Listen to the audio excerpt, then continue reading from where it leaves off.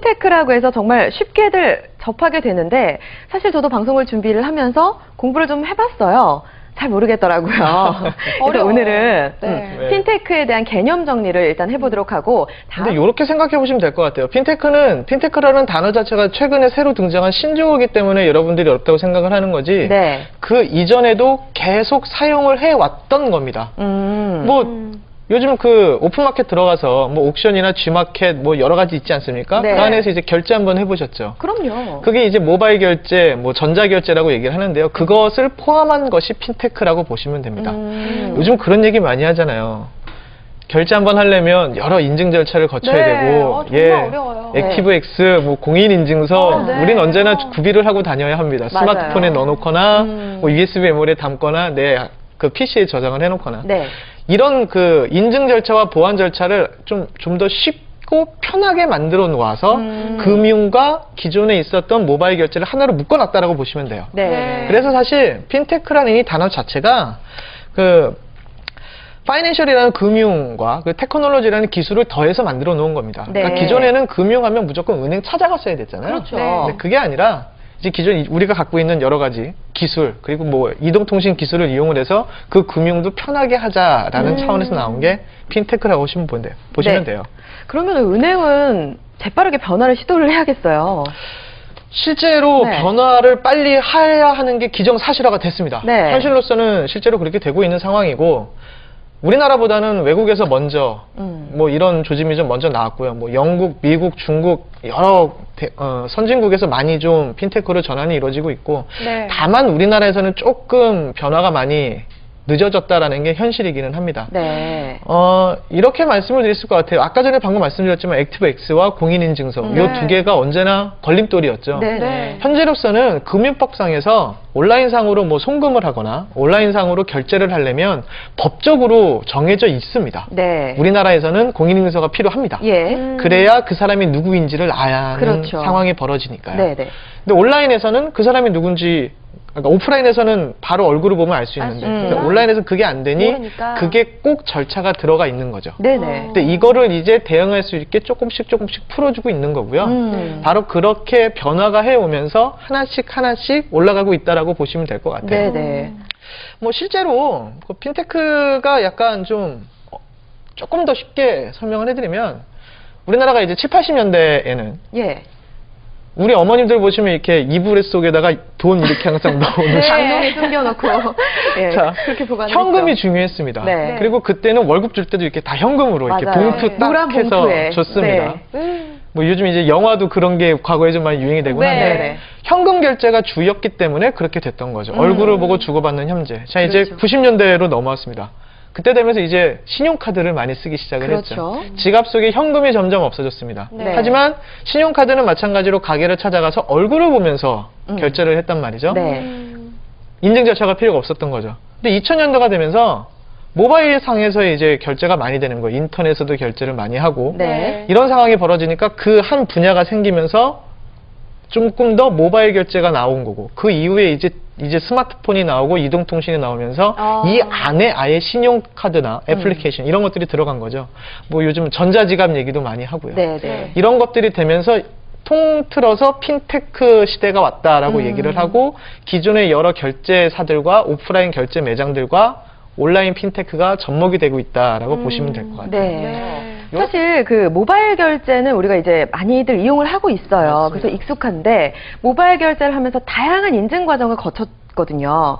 사실은 저는 그게 좀 안전한 수단이라는 생각을 했는데 맞습니다. 핀테크가 되면서 그 절차가 간소화되는 거잖아요. 그렇죠. 문제는 없나요? 뭐 그거는 이제 차차 하나씩 얘기를 하면서 말씀을 드리겠습니다만 그 인증 절차라는 게 그렇게 크게 어려웠다라고 보시진 않아도 될 것 같아요. 이제는 뭐 그거에 대한 문제점은 이미 다 보안상에서 많이 되고 있는 상황이고요. 예. 하드웨어 단에서 보안이 되고 있는 거죠. 모바일 전자 화폐를 주고받는 거죠. 현금을 주고받는 게 아니라 네네. 일종의 뭐 사이버머니라고도 보실 수 있을 것 같아요. 가상화폐라고도 많이 얘기를 하는데 그 가상의 화폐를 주고받는 송금 방식을 해서 송금 분야가 있습니다. 뭐 여기 그리고 이제 또 하나가 그 결제 분야입니다. 네. 아까 전에 송금이었고 이번엔 결제인데 네. 결제는 이제 뭐 많이 들어보셨을 거예요. 아까 전에 뭐 카카오페이도 있고요. 네.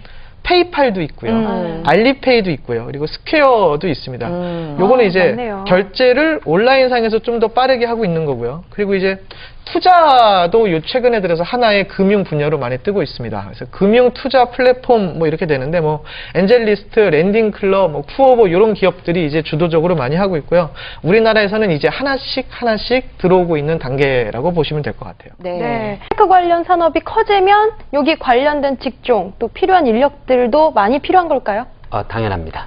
이제 사실 말씀하신 것과 같이 이제 그 핀테크라는 거는 파이낸셜하고 이제 테크놀로지. 네. 그래서 말하는 테크놀로지는요, IT를 보통 지칭을 하는데요. 네. 그 기존에는 사실 금융 쪽에서 보면 IT는 약간 서비스, 약간 사이드 그러니까 코스트를 사용하는 부서라고 해서 그러니까 코스트 직원이라고까지도 얘기를 했다고 하시는데 그런 부분들하고 네. 그다음에 이제 그 금융 지식을 갖고 있는 그런 것들을 동시에 갖고 있는 분들이 사실 잘 없으세요. 네. 그래서 그 IT 서비스를 하는 분들은 나는 금융 업무 모르겠다. 네. 금융 업무 하시는 분들은 IT를 난 모르겠다. 예. 그래서 각각 가다 보니까 네. 사실 코디네이터, 즉 컨설턴트들이 필요했고 뭐 중간 과정이 많이 생기다 보니까 뭐 원래 그 현업에서 원하던 그 내용과는 다르게 이제 시스템이 돌아가고 네. IT 쪽에서도 우리가 할 수 있는 거는 한정되어 있는데 그 현업에서는 말로 하면 다 이루어지는 줄 알고 여러 가지 주문을 하시는데 네. 기간은 정해지고 이런 것 때문에 문제들이 되게 많았었습니다.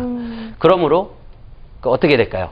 금융과 IT를 다 알고 있는 사람이 있다면 굉장히 이제 성공하겠죠. 도움이 네. 되겠죠. 네. 기본적으로 이제 그 핀테크의 개념을 이해하시면 아시겠지만 금융과 IT를 따로 놀던 그 시점에서 이제 예. 같이 하는 분들이 굉장히 각광을 받을 것이고 네. 그러다 보니까 업무적인 지식과 그다음에 공학적인 지식을 갖고 있는 그런 분들이 많이 각광을 받을 것 같습니다. 네. 자, 먼저 국내 소식부터 살펴보겠습니다. 핀테크 열풍의 금융권도 이공계 모시기 경쟁이라는 제목의 기사인데요. 자, 제목에서 볼 수 있듯이 이 핀테크가 국내 금융권의 핵심 화두로 떠오르면서 은행들이 저마다 핀테크 분야를 선점하기 위한 이공계 인재들 모시기에 나서고 있다고 합니다. 다음 페이지 볼까요? 자, 우리은행은 작년 하반기부터 이공계 출신 신입 행원의 비중이 전년 대비 7.1%포인트 증가했고요. IBK 기업은행의 경우 15% 안팎이던 비중이 20%로 증가했습니다. 또 하나은행은 10%에서 16%로, 금감원은 14%에서 23%로 이공계 신입 직원의 수가 늘어났는데요. 그러자 이공계 인력의 경력직 채용도 활발해졌다죠. 기업은행은 이공계 전문 인력을 지난해 25명이나 채용했고요.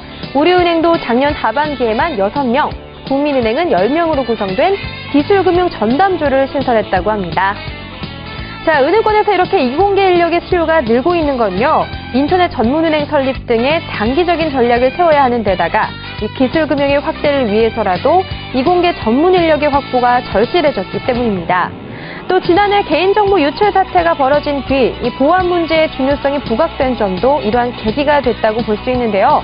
앞으로도 관련 공채에서는 IT 전공자를 우대하는 등의 기회가 더 확대될 것이라고 예측했습니다. 무선 통신 NFC에 대한 얘기를 계속 하고 있는데 이쪽에 대한 설명이 좀 필요할 것 같아요. 예, 그 해외에서는 일단 NXP 반도체, 그다음 브로드컴, 뭐 일반인들에게는 약간 생소할 수 있지만 그런 기반 기술을 갖고 있는 기업들이 전 세계 한 80% 정도를 독점을 하고 있고요. 네. 근데 아시다시피 IT 하면 또 그 대한민국 아니겠습니까? 그렇죠. 지금 후발주자긴 하지만 굉장히 좀 빠른 일미 갖고 있는 기술력을 바탕으로 굉장히 그 대한민국 사람들이 또 장점하면 또 엄청 빠르지 않습니까? 네. 그 기술력을 많이 쫓아갔고요. 실제로 과거에는 이제 카메라 모듈이라든지 스마트폰 관련된 그 멀티미디어 칩을 개발하던 기업들이 그런 기반 기술을 가지고서 그 NFC 칩을 도전하고 있고요. 가시적인 성과도 보이고 있습니다. 예.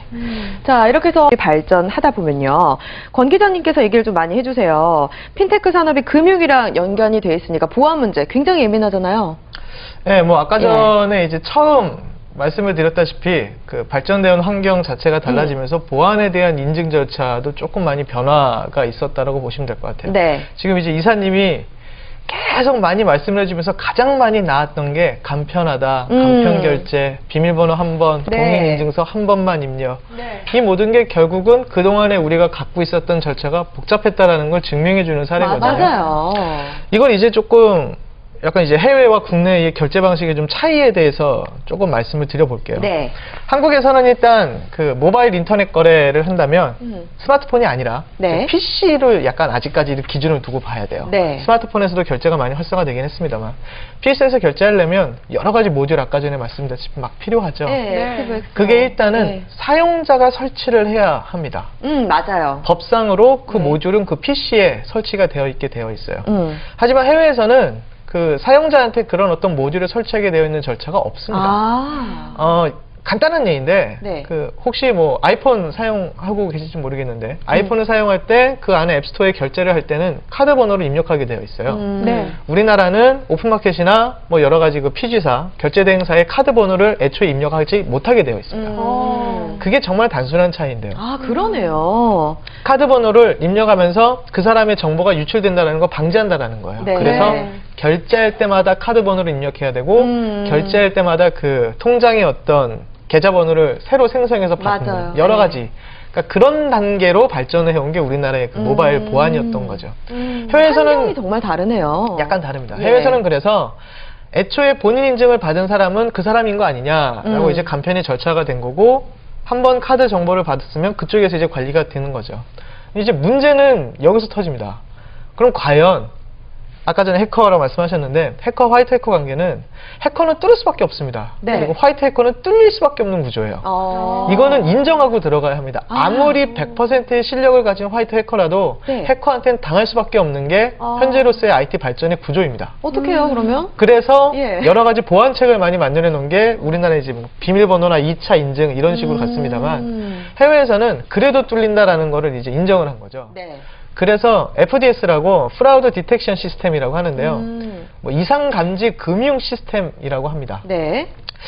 이것이 뭐냐면 최근에 들어서 그런 얘기도 많이 하죠. 뭐 저희가 이제 빅데이터 얘기도 과거에 잠깐 했었는데 이 사람이 언제 어디서 무엇을 했고 무엇을 한 것을 맞아요. 다 데이터화해서 만든다고 하잖아요. 네. 이거를 수집을 하는 거예요. 예를 들어서 이제 영주 씨가 약간 20대에서 쇼핑을 평소에 한다. 네. 그러면 몇 시부터 몇 시까지는 보통 어떤 물건을 주로 사고 이 카드 결제액은 얼마다라는 게 통계적으로 나와 있잖아요. 와. 그게 빅데이터로 이제 그렇죠. 분석이 되는 이거를 거죠. 계속적으로 분석을 해서 데이터를 갖고 오는 거죠. 그런데 예. 어느 날 갑자기 영주 씨가 뭔가를 결제를 하는데 네. 100만 원짜리 뭔가를 한 번에 샀는데 기존에 사던 물품도 아니에요. 패턴이랑 다르게 움직였다는 다르게 거죠? 움직였다는 뜻이고 그걸 서버에서 감지를 하는 거죠. 아. 그게 이제 페이팔이나 애플페이 이런 곳에서 접목이 되어 있는 시스템입니다. 사용자 PC에서는 간단하게 결제를 하되 네. 뭔가 이상 움직임이 발견이 됐을 시에 서버에서 감지를 해서 과연 이게 맞습니까? 라고 다시 한번 2차 결제를 물어보는 거죠. 네. 우리나라 같은 관계는 그걸 애초에 물어보는 단계인 거죠. 네네. 그래서 여러 가지 그 해킹이나 어떤 그 결제 시스템, 보안 시스템에 문제가 발생이 되면 네. 뭐 이거는 다 그렇다는 얘기는 아닙니다만 우리나라 같은 경우는 약간 사용자한테 책임을 물는 경우가 종종 있어요. 맞아요. 본인이 잘못한 거 아닙니까? 본인이 결제하신 거 아닙니까? 뭐 악성 코드에 본인이 감염되신 것 같습니다. 맞아요. 뭐 이런 식으로 몰려가는 경우도 있는데 음. 해외에서는 사리 분별을 명확하게 한 다음에 서버에 문제가 있었다 그러면 거기에 책임을 물리면서 많이 발전이 실제로 2002년도인가에 그 페이팔이 해킹 때문에 네. 한 달에 10억 원 정도가 피해를 당한 적이 있어요. 네. 근데 그걸 이제 사용자가 아니라 본인들이 부담을 하면서 아. 이스라엘 FDS 기업을 인수를 했죠. 아. 그러면서 이제 점점 이쪽에 그렇군요. 발전이 된 거예요. 사실 우리나라에서는 은행권의 이런 인출 문제들이 굉장히 많이 맞습니다. 문제시 네. 됐는데 그렇게 제대로 해결된 것 같지 않거든요. 예, 그래서 이제 막 발전되고 있는 단계라고 보시면 되고요. 그래서 핀테크에 접목되어야 하는 보안의 가장 핵심적인 게 바로 이게 아니냐라고 최근에 들어서 많이 얘기하고 있습니다. 그래서 뭐 행위 패턴 분석이라고 많이 얘기를 하고요. 네. 정보를 수집하고 수집한 정보를 분석하고 또 탐지하고 뭐 그거에 대해서 대응하는 절차가 필요하고 네. 가장 중요한 건 이것을 항상 모니터링하고 감시를 하는 시스템이 상비되어 있어야 한다라는 거죠.